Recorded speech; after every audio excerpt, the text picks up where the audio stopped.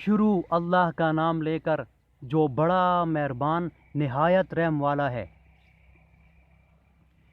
یہ حالات غیب کی خبروں کے ہیں جو ہم تمہاری طرف بھیجتے ہیں، اور اس سے پہلے نہ تم ہی ان کو جانتے تھے اور نہ تمہاری قوم ہی ان سے واقف تھی، تو صبر کرو کہ انجام پرہیزگاروں ہی کا بھلا ہے۔ اور ہم نے عاد کی طرف ان کے بھائی ہود کو بھیجا، انہوں نے کہا کہ اے میری قوم، اللہ ہی کی عبادت کرو، اس کے سوا تمہارا کوئی معبود نہیں، تم شرک کر کے اللہ پر محض بہتان باندھتے ہو۔ اے میری قوم، میں اس وعظ و نصیحت کا تم سے کچھ صلہ نہیں مانگتا، میرا صلہ تو اس کے ذمے ہے جس نے مجھے پیدا کیا، بھلا تم سمجھتے کیوں نہیں؟ اور اے قوم، اپنے پروردگار سے بخشش مانگو، پھر اس کے آگے توبہ کرو، وہ تم پر آسمان سے موسلا دھار می برسائے گا اور تمہاری طاقت پر طاقت بڑھائے گا، اور دیکھو گناہ گار بن کر روگردانی نہ کرو۔ وہ بولے، ہود، تم ہمارے پاس کوئی دلیل ظاہر نہیں لائے، اور ہم صرف تمہارے کہنے سے نہ اپنے معبودوں کو چھوڑنے والے ہیں اور نہ تم پر ایمان لانے والے ہیں۔ ہم تو یہ سمجھتے ہیں کہ ہمارے کسی معبود نے تمہیں آسیب پہنچا کر دیوانہ نہ کر دیا ہو۔ انہوں نے کہا کہ میں اللہ کو گواہ کرتا ہوں، اور تم بھی گواہ رہو کہ جن کو تم اللہ کا شریک بناتے ہو میں ان سے بیزار ہوں، یعنی جن کی اللہ کے سوا عبادت کرتے ہو۔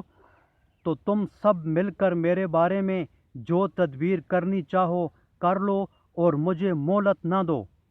میں اللہ پر جو میرا اور تمہارا سب کا پروردگار ہے بھروسہ رکھتا ہوں۔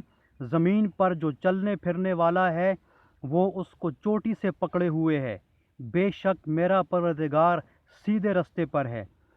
اگر تم روگردانی کرو گے تو جو پیغام میرے ہاتھ تمہاری طرف بھیجا گیا ہے وہ میں نے تمہیں پہنچا دیا ہے، اور میرا پروردگار تمہاری جگہ اور لوگوں کو لا بسائے گا، اور تم اللہ کا کچھ بھی نقصان نہیں کر سکتے۔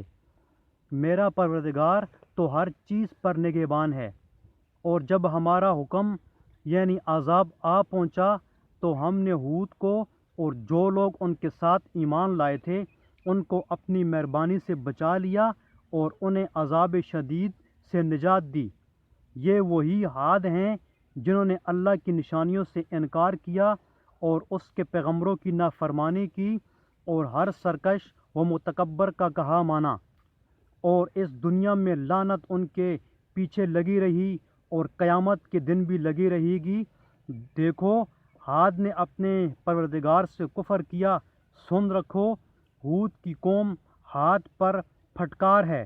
اور سمود کی طرف ان کے بھائی صالح کو بھیجا، انہوں نے کہا کہ قوم، اللہ ہی کی عبادت کرو، اس کے سوا تمہارا کوئی معبود نہیں، اسی نے تم کو زمین سے پیدا کیا اور اس میں آباد کیا، تو اس سے مغفرت مانگو اور اس کے آگے توبہ کرو، بے شک میرا پروردگار نزدیک بھی ہے اور عاد اور دعا کا قبول کرنے والا بھی ہے۔ انہوں نے کہا کہ صالح، اس سے پہلے ہم تم سے کئی طرح کی امیدیں رکھتے تھے، اب وہ منقطع ہو گئیں۔ کیا تم ہم کو ان چیزوں سے منع کرتے ہو جن کو ہمارے بزرگ پوچھتے آئے ہیں، اور جس بات کی طرف تم ہمیں بلاتے ہو اس میں ہمیں قوی شبہ ہے؟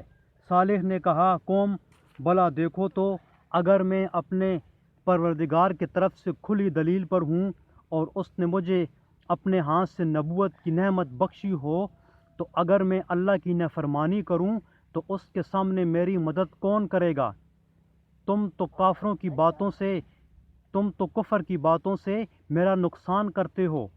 اور یہ بھی کہا کہ اے قوم، یہ اللہ کی اونٹنی تمہارے لیے ایک نشانی یعنی معجزہ ہے، تو اس کو چھوڑ دو کہ اللہ کی زمین میں جہاں چاہے چرے، اور اس کو کسی طرح کی تکلیف نہ دینا، ورنہ تمہیں جلد عذاب آ پکڑے گا۔ مگر انہوں نے اس کی کونچیں کاٹ ڈالیں، تو صالح نے کہا کہ اپنے گھروں میں 3 دن اور فائدے اٹھا لو، یہ وعدہ ہے کہ جھوٹا نہ ہوگا۔ جب ہمارا حکم آ گیا تو ہم نے صالح کو اور جو لوگ ان کے ساتھ ایمان لائے تھے ان کو اپنی مہربانی سے بچا لیا اور اس دن کی رسوائی سے محفوظ رکھا۔ بے شک تمہارا پروردگار طاقتور اور زبردست ہے۔ اور جن لوگوں نے ظلم کیا تھا ان کو چنگاڑ کی صورت میں عذاب نے آ پکڑا اور وہ اپنے گھروں میں اوندھے پڑے رہ گئے، گویا کبھی ان میں بسے ہی نہ تھے۔ سن رکھو کہ سمود نے اپنے پروردگار سے کفر کیا، اور سن رکھو سمود پر پھٹکار ہے۔ اور ہمارے فرشتے ابراہیم کے پاس بشارت لے کر آئے تو سلام کہا، انہوں نے بھی جواب میں سلام کہا۔ ابھی کچھ وقفہ نہیں ہوا تھا کہ ابراہیم ایک بنا ہوا بچڑا لے آئے۔ جب دیکھا کہ ان کے ہاتھ کھانے کی طرف نہیں جاتے، یعنی وہ کھانا نہیں کھاتے، تو ان کو اجنبی سمجھ کر دل میں خوف کیا۔ فرشتوں نے کہا کہ خوف نہ کیجیے، ہم قوم لوط کی طرف ان کے ہلاک کرنے کو بھیجے گئے ہیں۔ اور ابراہیم کی بیوی جو پاس کھڑی تھی ہنس پڑی، تو ہم نے اس کو اسحاق کی اور اسحاق کے بعد یعقوب کی خوشخبری دی۔ اس نے کہا، اے ہے میرا بچہ ہوگا، میں تو بوڑھیا ہوں اور میرے میاں بھی بوڑھے ہیں، یہ تو بڑی عجیب بات ہے۔